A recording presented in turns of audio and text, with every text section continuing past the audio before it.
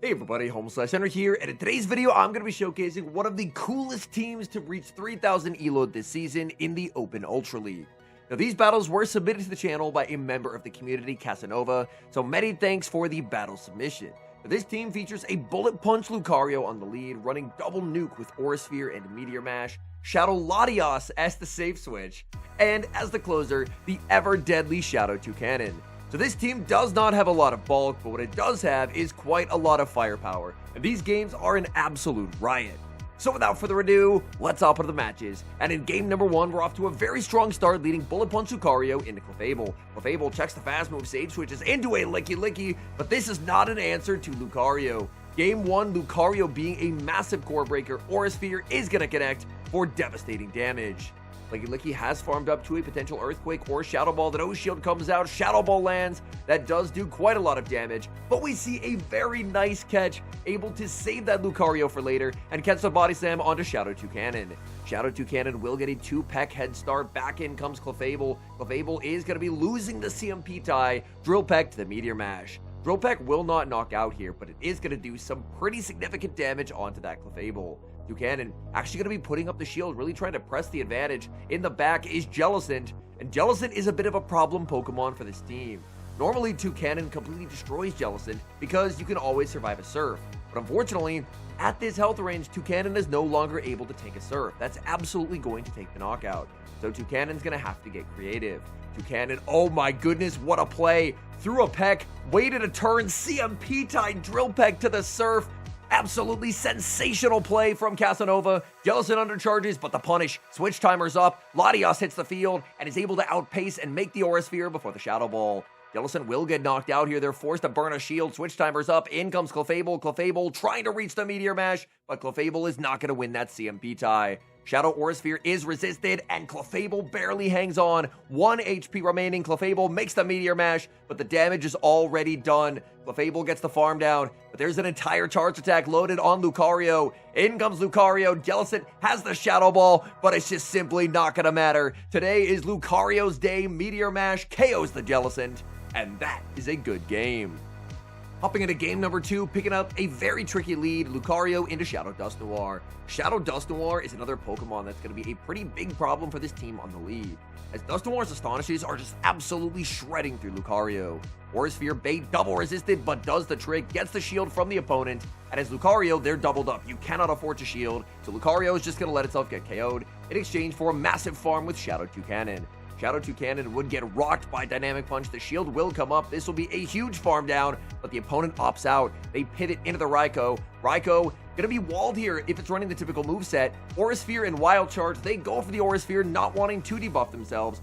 The hope for Raikou is that it can survive the Aura Sphere and hang on with enough HP remaining to make another charge attack, but it's not going to. Aura Sphere lands, Dragon Breath snipes down. Will Dusknoir hit the field? No. It's going to be Shadow Toucanon. Shadow Toucanon immediately under pressure here. Shadow Aura Sphere is going to hit way too hard. Shield comes up. In comes Toucanon. And the opponent makes a very nice catch onto Dusknoir. Toucanon undercharges, but undercharged too late. That's still enough damage that will take the knockout. And now Toucanon should be doubled up on Drill Packs. This will come down to a charge pack priority tie. And looking over at the side, it looks like he is a one-attack Toucanon. Not going to be winning the CMP tie. Drill Pack will take the knockout, but there's residual energy on Latias. Latias just has to survive the peck damage and does, making the Aura Sphere. This will easily be enough to knock Shadow Toucanon out of the sky and take the win.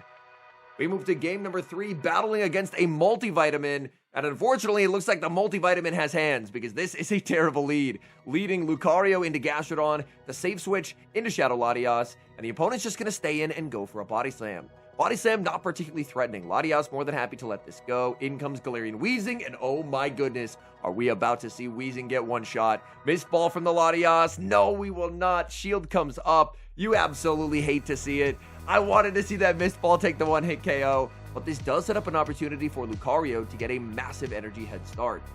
Since they revealed Brutal Swing, I think Brutal Swing plus Overheat is very unlikely, and Casanova thinks so as well. Gonna be no shielding, instead just going for a monster farm down with these bullet punches.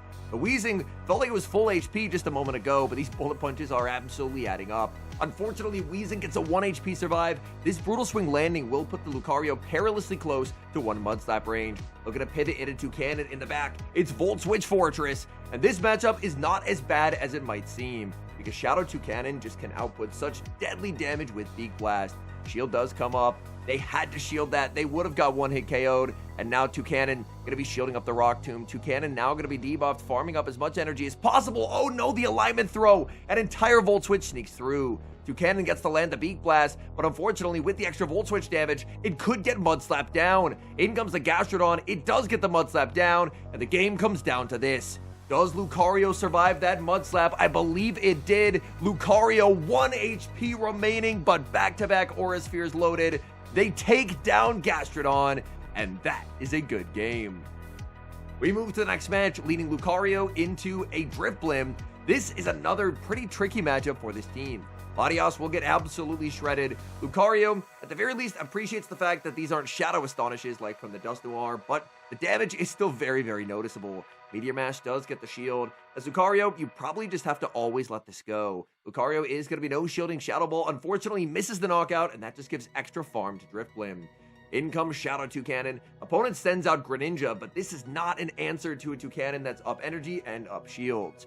Against Greninja, you probably don't even have to go for a Beak Blast. You can probably just peck it into Drill Peck range. Shadow Drill Peck is just such an incredibly efficient attack. Toucannon's doubled up, Greninja gets KO'd, and that's going to be a problem for the opponent. As their Greninja got almost no value, this Toucannon is absolutely loaded. In comes Cobalion as the final Pokemon, and I don't think this game is going to go the way they want it to. Beak Blast will be shielded. You ever try and go for a Sacred Sword catch? Oh my goodness, what a play. Sacred Sword even debuff would do a lot of damage to Toucannon, so that's just such a beautiful catch. Back in comes the Drifblim. Drifblim gonna be able to take the knockout onto Latias. But this game is the Toucannon show. It always has been. Toucannon with the perfect overfarm will be able to easily take the knockout onto the Drifblim. And that poor Cobalion lost so much energy once it was caught. It can't even make it to a Stone Edge before this Beak Blast is available. Beak Blast lands, get that Cobalion out of here, and that's a good game. We move to the next game, Lucario into Primeape. This is a pretty terrible lead. Primeape has coverage into this entire team. In comes the safe switch of the Latias. That's going to be answered with a Togekiss, and at the very least, unless Togekiss is on Dazzling Gleam, they're actually going to be walled here. Mist Ball, unfortunately, does get shielded. The Mist Ball attack drop does come through, which is very nice. That means Aura Sphere definitely not going to knock out. Togekiss, oh, they do have Dazzling Gleam. That is very, very unfortunate. And they have an Aura Sphere locked and loaded. This is a debuffed Aura Sphere, but that's still going to do devastating damage to Lucario. There's an aggressive pivot out. That's a really nice play by the opponent, but I believe they actually had a Rage Fist caught onto Toucannon. It was a very nice play of them to save the Togekiss and not sort of the farm down, but by aggressively pivoting in and letting that Rage Fist get caught, suddenly it's a bit of a swing of momentum, because Toucannon just gets such an energy head start, but in the back, they have a flying resist. Its name is Empoleon, and that's going to be disastrous. Beak Blast is going to be shielded. Toucannon is going to make a second Beak Blast, but this just simply will not put it in farm down range. Bullet Punch is double resisted. Bullet Punch has been very clutch in these sets, but unfortunately, it's coming back to haunt in this matchup, as you're going to have to throw a Charge Attack into the Empoleon, and from there, Togekiss can probably peck down and leave with an Aura Sphere to KO Toucannon. Aura Sphere will land, down goes Empoleon, in comes the Togekiss. Togekiss will get the farm down, but no! They panic throw! Maybe there's a chance for a tie. They should have lived that final Bullet Punch. In comes Toucannon. The game ends at a tie, and you definitely have to be happy with that one. It looks like their set ended with 4 wins, 0 losses, and a tie. We move to the next game, picking up a pretty awkward lead matchup, leading Lucario into Ludicolo. Trying for a Weather Ball catch. The catch is unsuccessful. The question is this Ludicolo running Ice Beam? No, they're running the more conventional Leaf Storm.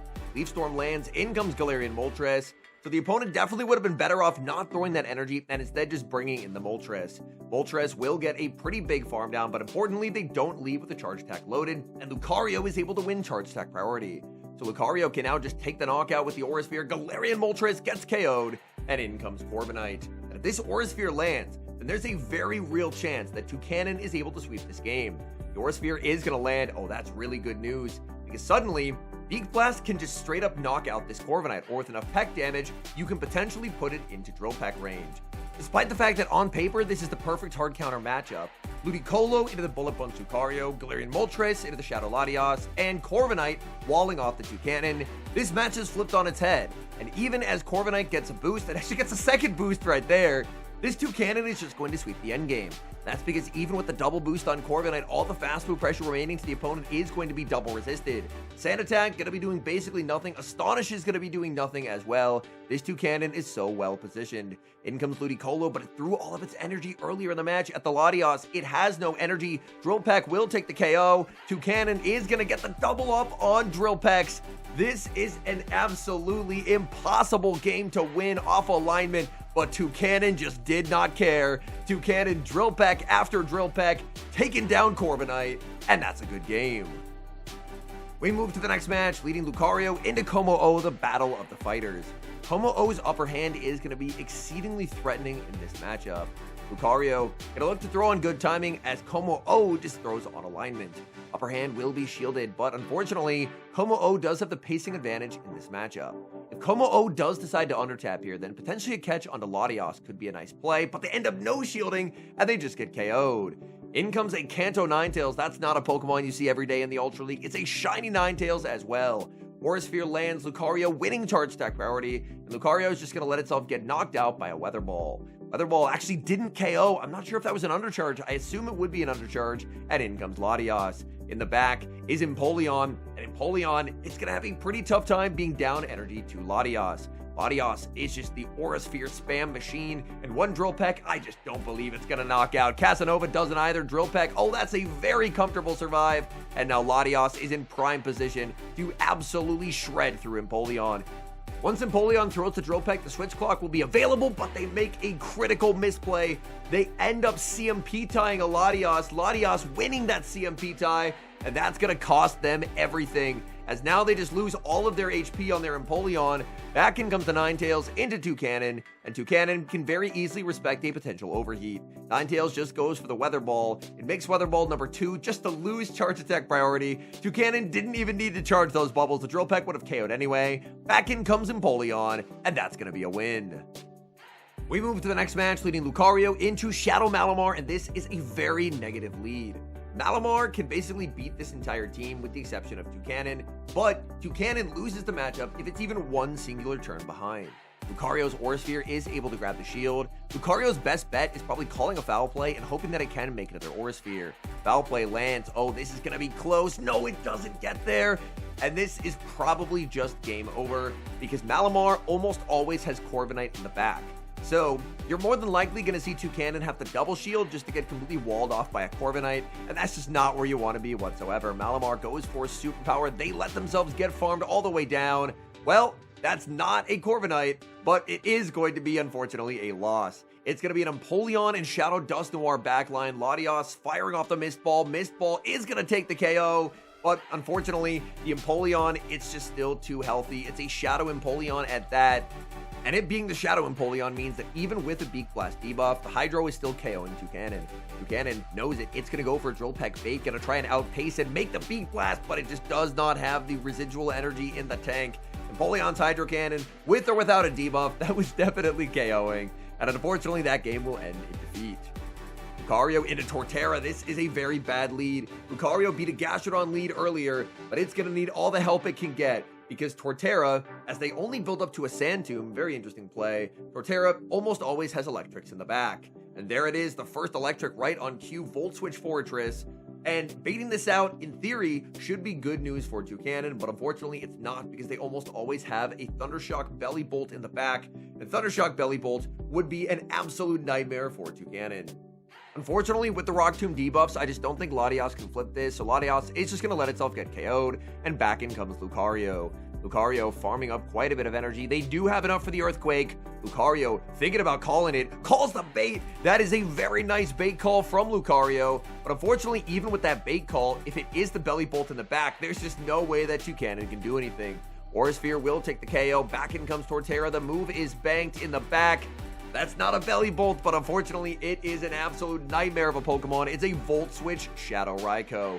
These Volt Switches are just deleting the poor Toucannon. They will fire off a last-second charge attack just to burn a shield. Shield comes up on the Aura Sphere, will make the last-second drill pack, and get an extra peck's worth of damage. But unfortunately, there's just not a lot of fast move pressure available into the Raikou. The Volt Switches are adding up quite considerably as well, and the Torterra is very close to a Sand Tomb. Gonna fire off the Meteor Mash as Torterra switches in. You have to hope Meteor Mash will be enough to knock out, but it's not. Torterra hangs on, farms down, and unfortunately that game will end in defeat.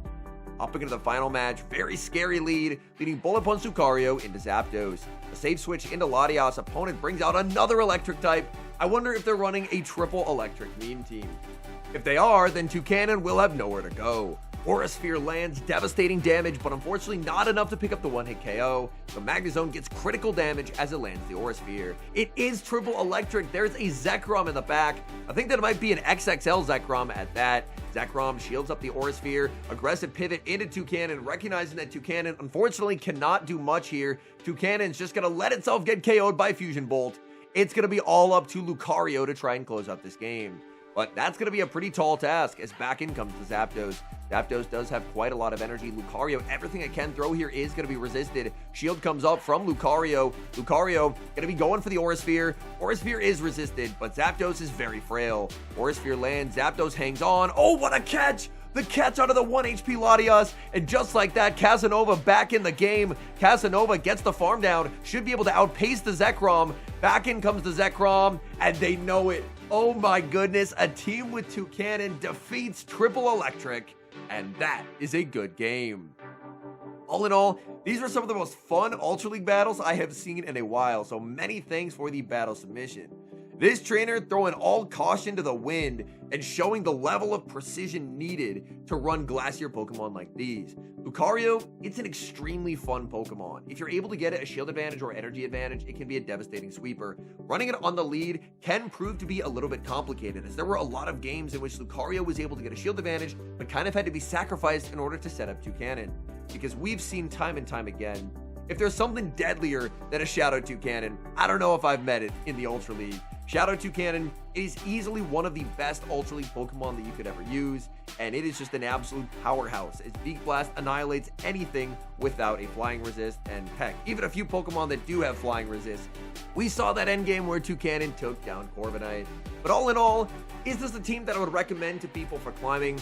I would probably lean towards no. This trainer was able to make it work. They mentioned that they didn't think they'd ever had a negative set with the team.